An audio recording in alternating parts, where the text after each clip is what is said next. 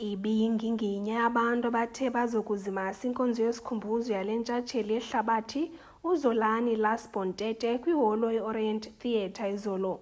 UTete wenza imbali yehlabathi ngokuphumelela umlo ngemizuzwana eli-11 esoyisa usiboniso gonya waKwaZulu-Natal ngo-2017. Udade wale ntshatsheli yodidi lwe-IBF Junior Bantamweight kunye ne-WBO Bantamweight uthi ufuna umntakwabo akhunjulwe njengomntu obenoxolo nobethanda ukunceda.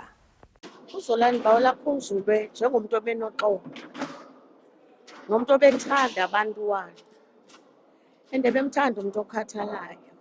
uZolani phaa endlini yakhe thina besingahlali singabantwana bakamama notata. Phaa endlini yakhe bekuhlala abantwana bamanye amakhaya.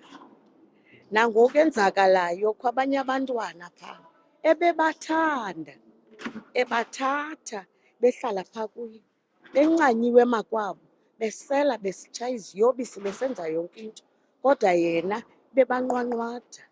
Le mbethi manqindi ephumelele imilo engaphaya kwama-20 phambi kokuba inqunyanyiswe ngo-2022 ngenxa yokuba kwathiwa kufunyenwe iziyobisi kuvavanyo eyalwenzayo ibingumzekelo omhle kwinzalelwane yasemdantsane. uMoyesi Boyino intshatsheli yoMzantsi Afrika kudidi lwe-Junior Bantamweight. uZolani okokuqala yi-world champion, yi-3-time world champion. So sikhule nathi sifuna ukuba zii-world champion, ebesikhuthaza kakhulu, ebediscipline kakhulu. So sikhule singumntu abafuna ufana naye uZolani. So ebesikhuthaza ngaloo nto, bediscipline kakhulu.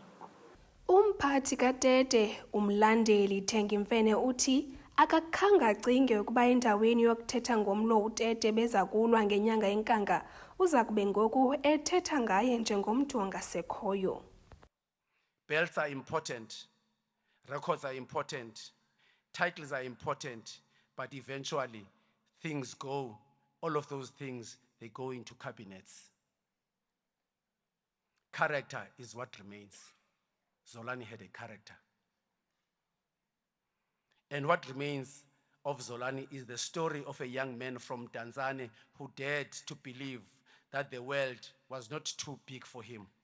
He showed young people from our townships that where you start does not have to determine how far you can go. Umphathiso wezemidlalo uGayton McKenzie uthi uLasbon uyiphephezelise phezulu iflag yoMzantsi Afrika. Uthi uza kuqinisekisa ukuba umdlalo wamanqindi eMpuma Kapa uba kwinqanaba elifanelekileyo. Never been to the Orient. I heard about the Great Orient. When I came here, I didn't believe. I said, is this the Orient? This building that's falling apart? I said, never.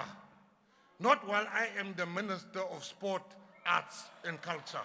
I'm returning to the glory days of boxing because of the people of Mdantsane. You have never given up on the sport of boxing. We shall make boxing great again. And I take my inspiration from the people of Mdantsane. Ngethuba abatyholwa ngokubulala uTete besagcinwe eluvalelweni belinde ukuvela kwabo phambi kwenkundla malunga nezicelo zebheyile, uluntu luthi lufuna ubulungisa ngokubulawa kaZolani Tete. uTete uza kubekwa kwikhaya lakhe lokugqibela ngomgqibelo umhla wama-29 kweyeThupha kuGompo. Kwiindaba zeMpuma Kapa TV, ndingusisipho Mdiki, ndikuGompo City.